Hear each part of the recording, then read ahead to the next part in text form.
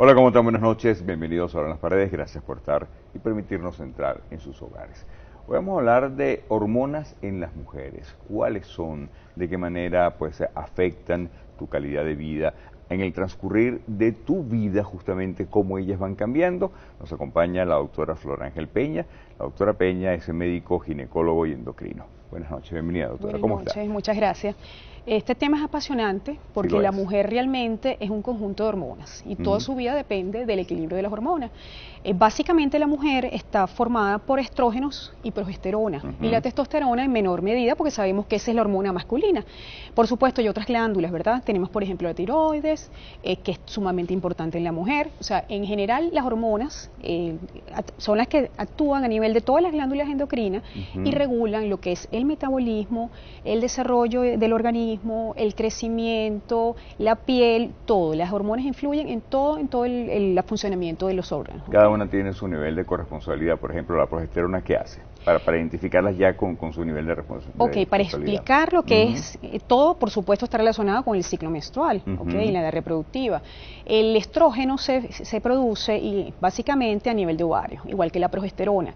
En diferentes etapas del ciclo menstrual, es decir, al inicio después de la menstruación, aumenta el estrógeno, después cuando ovulamos, en la segunda etapa, que es la fase luteal, es que aumenta la progesterona. O sea, digamos que en base al ciclo menstrual es que tenemos nosotros los picos de estrógeno y los picos de progesterona. ¿Okay? Básicamente para explicar el enfoque desde el punto de vista del ciclo menstrual. Es decir, en este caso la dependencia es de lo que llamamos un ciclo del eje hipotálamo, hipófisis, ovárico. Es decir, que no solamente es el ovario solito, el ovario también depende de la parte neurológica, o por eso trabajamos en la parte neuroendocrina. Es decir, el cerebro también está correlacionado con el ovario. ¿Qué pasa entonces con esas hormonas antes de la menarquia? ¿Están dormidas, están ya letargadas o están funcionando pero de otra manera? Sí, las hormonas permanecen, pero cuando están cerca de la pubertad, que más o menos es la edad de 10, 11 años, entonces eso empieza, digamos, a aumentar. Y eso tiene que ver también con la parte cerebral, por eso es un sistema neuroendocrino. Cuando se dispara ese ciclo, entonces ahí se aumenta completamente los niveles de estrógeno, empieza el desarrollo del ovario, los folículos, se prepara el endometrio y viene la primera descamación, que es la primera menstruación. Siempre hay hormonas. De hecho, antes de la menstruación empieza entonces el crecimiento de las mamas, y salen los vellitos a las niñas en las axilas, también el vello púbico, o sea, claro que están las hormonas. Desde que nacemos tenemos hormonas, claro, siempre. Todo eso tiene que ver con las hormonas. Entiendo que la progesterona después de los 30 años empieza, como que dice, su producción a decaer, ¿cierto? Sí, ciertamente. Igual que la testosterona. La testosterona a partir de los 40, inclusive, más jóvenes que la menopausia, empieza a disminuir. Que la testosterona es la que está relacionada con la libido, con el sistema emocional, básicamente con la parte, digamos, de piel. Eso empieza a disminuir y bueno, trae sus consecuencias, hay que estar pendiente de eso también. Ok, ya podemos empezar a hablar justamente de esas consecuencias. Por ejemplo, una mujer con exceso de testosterona, ¿cómo se ve en su cuerpo? Hay un síndrome que se llama hiperandrogenismo, que está asociado a varias otras patologías, por ejemplo, una muy común que es el síndrome de ovario poliquístico. Se caracteriza porque los niveles de testosterona o de alguno de los otros andrógenos, porque hay varios, uno se produce en el ovario, otro se produce en la glándula suprarrenal o la corteza suprarrenal, aumenta. ¿Cómo se traduce eso?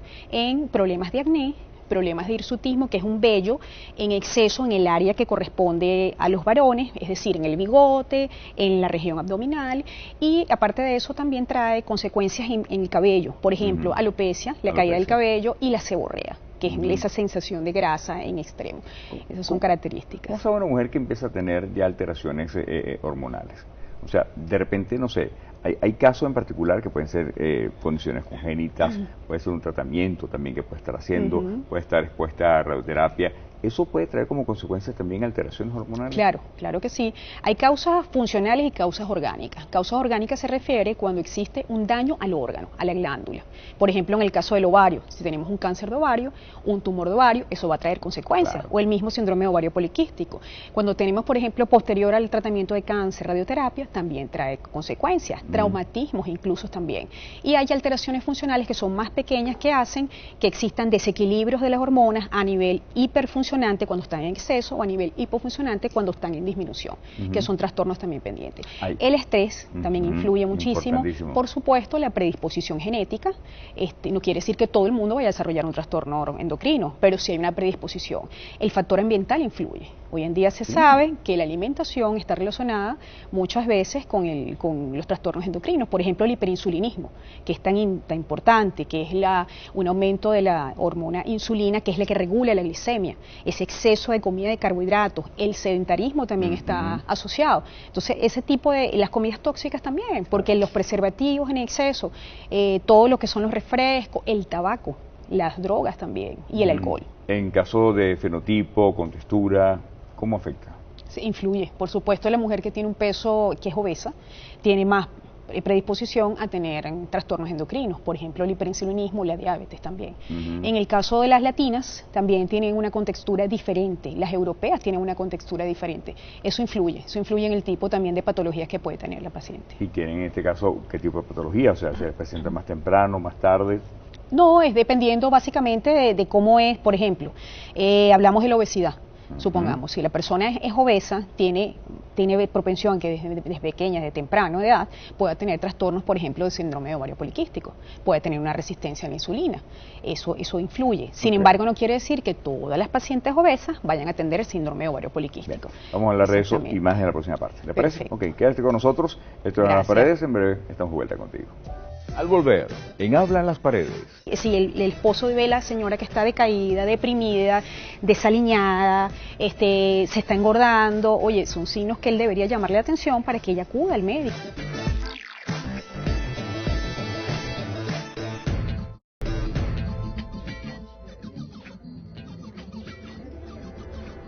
Continuamos llevándote mucho más de Habla en las Paredes. El tema de hoy es hormonas en las mujeres. Flor Ángel Peña, médico, ginecólogo y endocrino, nos acompaña.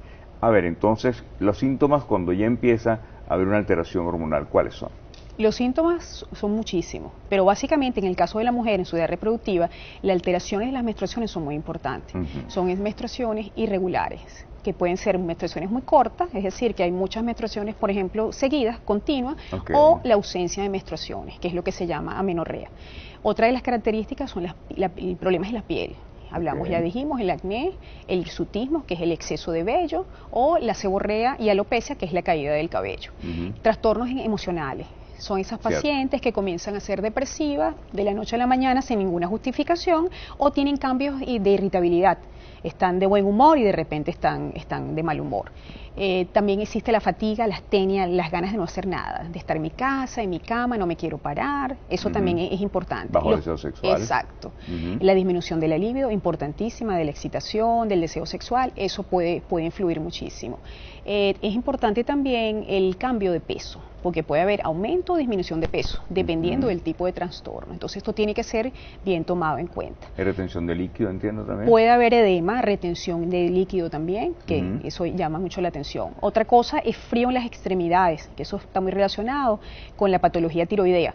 Muchas veces las pacientes sienten frío. Problemas de palpitaciones o taquicardia, que es la frecuencia cardíaca aumentada, también puede ser llamativo para la mujer, es un signo de alarma. ¿La cantidad de sangrado también? La cantidad de sangrado sí puede ser irregular tanto en la frecuencia como en el volumen del sangrado. A veces son menstruaciones muy abundantes y largas que tienen que llamar la atención también. Y empieza a sentirse todo eso, ¿es ya en las puertas de una menopausia o quizás ya a partir de los 30, 40 años ya la mujer lo puede estar empezando a sentir? Sí, básicamente. De hecho, en la edad reproductiva se dice que uno puede tener dos episodios al año de menstruaciones irregulares, ya sea que se adelante, sea que se recorten, y todo esto tiene que ver porque va fallando el ovario. A partir de los 30 empieza la disminución y ya a partir de los 40, bueno, es más progresivo. Sí puede haber trastorno, incluso disminución del sangrado también. Hay pacientes que se quejan de eso, pero eso es parte también del... ¿Influye la cantidad de partos o el hecho de no haber dado luz también influye en eso? Sí, claro que influye, claro que influye, por supuesto. Las pacientes multíparas tienen una vida reproductiva bueno, por supuesto más exhaustiva, y eso hace que sus menstruaciones también tengan quizás un poquito más de trastorno, suele ocurrir. Ajá. ¿La mujer que ha practicado la lactancia materna también ayuda a eso o no, para nada? Sí, sí, también ayuda, pero para otro tipo de patologías que las puede proteger, por ejemplo, el cáncer de cuello uterino, ese tipo de patologías. Y cuando la mujer tiene algún tipo de alteración hormonal, ¿puede traer como consecuencia, por ejemplo, cáncer de ovario, cáncer de cuello uterino o no? No, eso está relacionado con otras patologías. Entiendo. Algo que quería mencionar también, la migraña, que muchas veces la paciente, ay, que me duele la cabeza, no le toma en cuenta y resulta que hay que estudiarla, porque hay patologías relacionadas con la prolactina, por ejemplo, que se llaman los microadenomas y los macroadenomas, que pueden traer no solamente eso, sino también trastornos oculares. O sea que los trastornos oculares también deben ser identificados.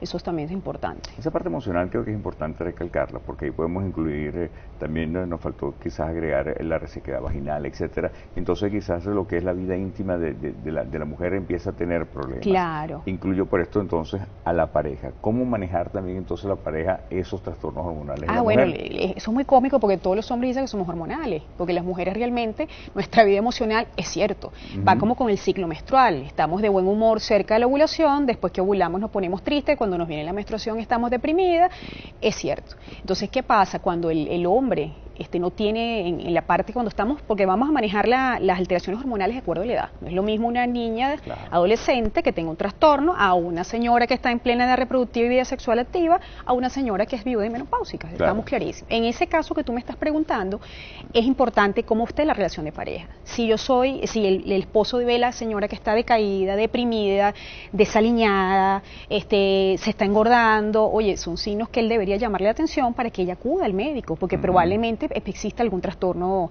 hormonal que tenga que ser atendido. Sí debe ayudar, claro que la pareja es esencial. Es esencial. Y también en este caso entender que la vida íntima también tiene sus altos y sus bajos. Por supuesto, claro que sí, claro, totalmente de acuerdo.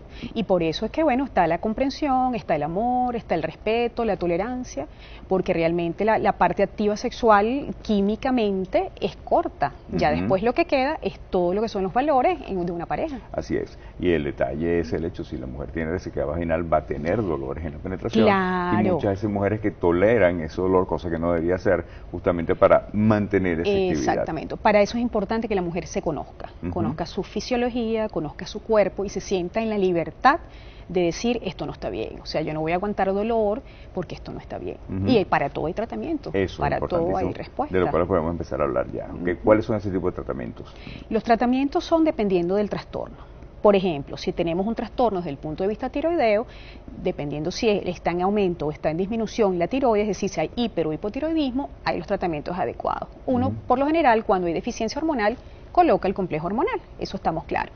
En el caso, que es lo que más nos atañe, que es la disminución, por ejemplo, de estrógeno, ¿okay? Que ya sería más o menos cerca de menopausia, hay terapias hormonales, por supuesto. Incluso en el caso de la deficiencia androgénica, que lo tocaste mucho porque tiene que ver también con la parte del deseo sexual, la parte del bienestar de la mujer, existe también terapia, que no están todavía muy bien establecida, sin embargo hay algunos preparados de testosterona y de la llamada DEA que son utilizados también para ello. Vamos a hablar más entonces de esas terapias de reemplazo hormonal en la próxima parte. Quédate con nosotros, en breve estamos de vuelta contigo. Esto es Hablan las Paredes. Para sus comentarios, propuestas y sugerencias, comuníquese a través de nuestras redes sociales. En Twitter, @HablanParedesTV. En Facebook, Hablan las Paredes TV. Nuestro correo electrónico, hablanlasparedestv@gmail.com. Al regreso, en Hablan las Paredes. Si la paciente tiene resequedad vaginal, tiene problemas en sus relaciones, la paciente tiene los síntomas climatéricos a millón, que es los calorones, los vaporones, que le impide que su vida sea normal, está totalmente autorizada si no tiene las contraindicaciones. Parte final de este interesante tema en la noche de hoy, hormonas en las mujeres. Flor Ángel Peña, médico, ginecólogo y endocrino, nos acompaña. La terapia de reemplazo hormonal, ¿cuáles son las más frecuentes y para qué son? La terapia de reemplazo hormonal es para las pacientes que tienen ya falla ovárica, sea prematura o sea por su menopausia fisiológica. Tenemos el estrógeno y tenemos progesterona. Dependiendo si tiene útero o no, colocamos la combinada, estrógeno más progesterona. Si la paciente no tiene útero, se puede utilizar solamente el estrógeno. Y a la vía oral, la vía transdérmica, que es la más utilizada, en gel o en parches, que es la que más se está utilizando, e igualmente la progesterona la tenemos en vía oral y en vía transdérmica. ¿Cómo eso pues afecta favorablemente pues la calidad de vida de la paciente? La afecta para bien, realmente. Claro. La tendencia ahora es utilizarla si la paciente lo requiere. Es decir, si la paciente tiene resequedad vaginal, tiene problemas en sus relaciones, la paciente tiene los síntomas climatéricos a millón, que es los calorones, los vaporones, que le impide que su vida sea normal, está totalmente autorizada si no tiene las contraindicaciones, ¿ok? Esta terapia se puede dar por un tiempo no muy largo, sino mientras la paciente lo necesite. Cuando la paciente es joven, es decir, que tiene una menopausia precoz antes de los 40 o estamos en esa etapa menos de 45, lo recomendable hoy en día es poner terapia hormonal. ¿Por qué? Porque ella está, su falla ovárica es antes de lo que le corresponde fisiológicamente, entonces puede haber daño en hueso, incluso hay trabajos relacionados con la demencia. Entonces, para prevenirlo, es preferible que ella tenga su terapia, ya sea vía anticonceptivos, ya sea vía las que mencioné anteriormente. Ahora que mencionar anticonceptivos, en el caso de terapia, por ejemplo, para ovario poliquístico, también eso están siempre presentes. Claro, uno de los tratamientos para el ovario poliquístico por el hiperandrogenismo es utilizar las pastillas anticonceptivas. También se utilizan, por supuesto, para la regulación del ciclo menstrual, porque son pacientes que por lo general no tienen menstruaciones en algunos tipos específicos. En este caso se utilizan los que tienen los progestágenos, que es el otro componente del anticonceptivo, que disminuye esos niveles de andrógeno. Cuando una mujer joven se da cuenta que tiene una alteración hormonal, me explico, porque como bien dijo hace unos minutos, pues puede haber una que otra alteración en lo que es el ciclo menstrual, pero cuando se hace más frecuente, cuando hay ese elemento que tengo que visitar a mi ginecólogo entonces. Cuando tengo 3 episodios en el año. Si uno puedes tener un retraso de 3-4 días en un mes, pasó, está bien. Cuando tú ves que eso ya es repetido, que tienes 3 meses, por ejemplo, tienes 3 trastornos en el año, ya tienes que consultar, evidentemente. ¿Algún cambio en el flujo de repente también puede ser una alteración o no? En el volumen del sangrado. Claro, claro que sí, claro que sí. Si, por ejemplo, mis menstruaciones fueron siempre de 2-3 días, y llega un momento que mis menstruaciones están siendo de 7-8 días, hay que consultar. Menstruaciones más de 7 días no son normales, evidentemente. ¿Tiene algo que ver el flujo vaginal o no con un trastorno hormonal?